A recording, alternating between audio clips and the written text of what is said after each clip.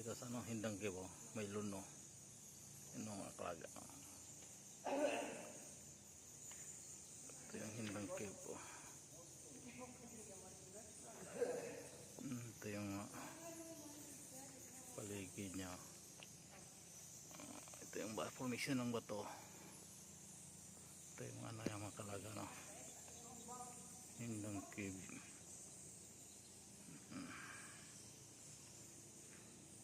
Ito may ahas dito ko lang. Kasi nasa luno. Ano? Luno sa Hindang Kibo.